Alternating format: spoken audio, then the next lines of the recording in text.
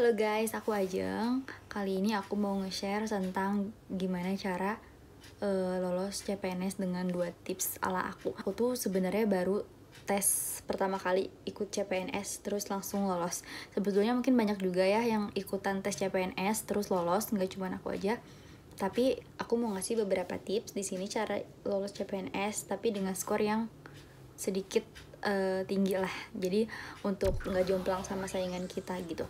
Yang pertama adalah kita harus cari informasi dulu, kayak misalkan nih kita aku sih biasanya buka YouTube, cari-cari informasi tentang CPNS, terus cari informasi mana hoax mana enggak, udah gitu download Telegram. Nah paling penting ini di Telegram, karena biasanya kalau kita udah buka nih CPNS tahun yang kita mau, waktu itu aku tahun 2019, pas kita buka itu banyak banget grup CPNS yang bener-bener banyak banget grupnya, dan kita tuh harus saring, ada yang spam, jadi kita buang hal-hal yang kayak gitu yang nggak penting gitu ya. Jadi selektif untuk memilih grup, karena kita harus cerdik, harus cermat soal-soal grup-grup mana yang memang penting sama yang enggak gitu. Aku selalu cari grup-grup yang membahas soal-soal grup yang ada TIU, TWK, dan TKP di situ, dan mencari kelemahan soal yang memang aku nggak bisa, materi yang aku nggak ngerti itu soal TIU. Waktu itu aku tahu dari mana aku nggak bisanya soal TIU. Waktu itu aku pertama ikutan nyari soal di Google, terus aku try out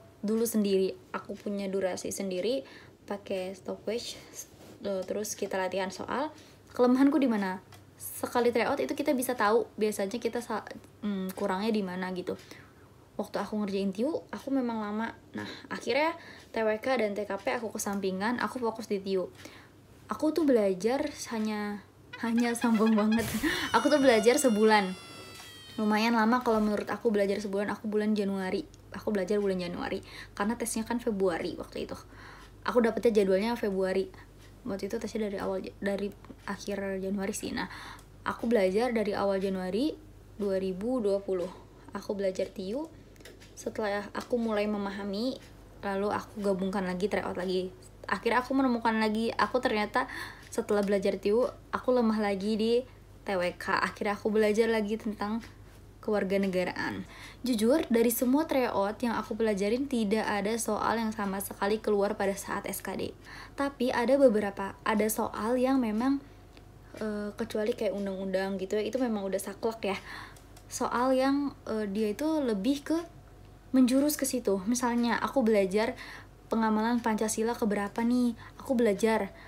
Nah ketika soal yang keluar pengamalan Pancasila itu ada soalnya, tapi tuh kata-katanya beda sama apa yang kita latihan gitu. Latihan dari soal-soal dari grup Telegram, dari YouTube. Kalau aku TWK itu dapat soal yang terlalu teoritis, bukan yang cerita, karena banyak juga dapat soal TWK rasa TKP katanya gitu ya. Tapi aku dapat soalnya rata-rata teoritis dan undang-undang. Setelah itu masuk ke SKB. Nah selama ini dari Februari sampai September aku benar-benar belajar. Itu gimana caranya? Jadi aku masuk grup sesuai profesi yang aku lamar. Nah aku masuk grup yang satu profesi, sama-sama nih bareng-bareng, banyak itu se-Indonesia belajar di situ bersama orang-orang itu. Waktu itu ada di Telegram, terus pindah ke WhatsApp. Dan ya kalau orang udah pindah ke WhatsApp, dia berarti kuotanya terbatas dong. Aku ikutan masuk dong, karena aku tahu WhatsApp itu terbatas.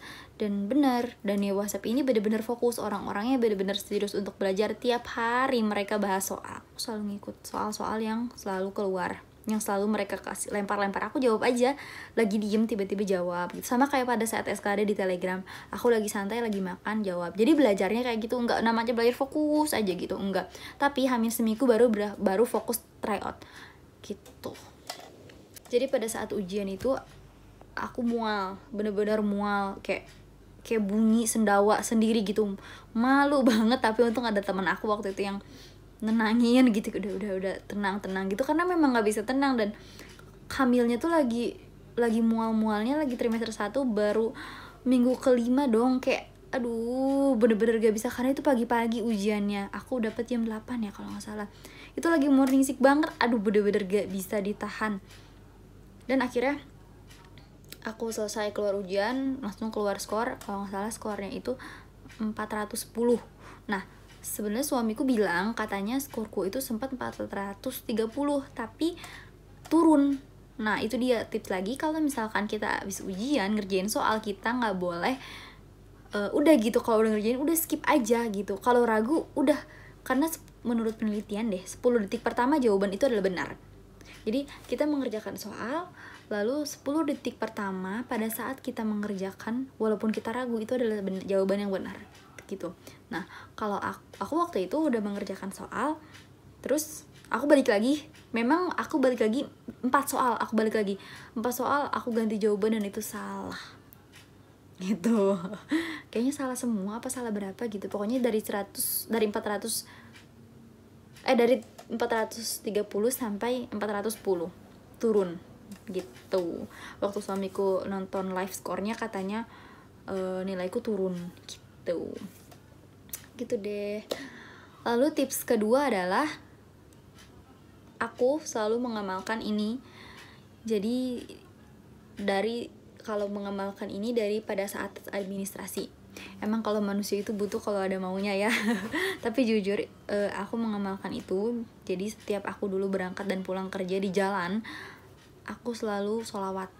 Aku baca sholawatan. Setiap aku lagi bengong, lagi diem, aku sholawatan.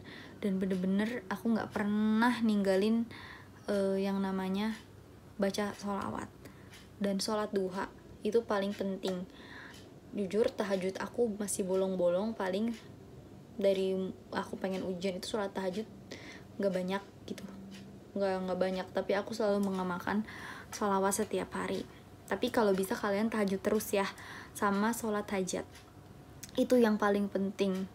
Dan yang paling penting doa restu dari orang tua, karena menurut aku kita nggak tahu doa mana yang Allah kasih. Sebenarnya doa orang tua, terus kita minta doa sama semua orang yang kita kenal ya. Kalau malu atau misalkan apa, yang penting orang tua sih.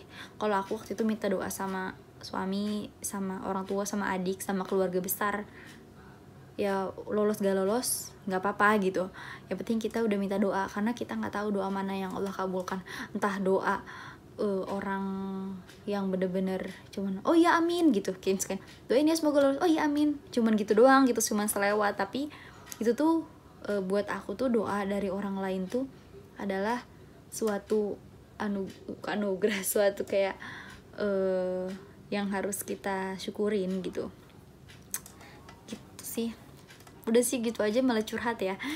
Udah, yang paling penting aku selalu mengamalkan sholawat Nabi, Allahumma sholli ala sayyidina Muhammad. Itu aja setiap hari aku amalin.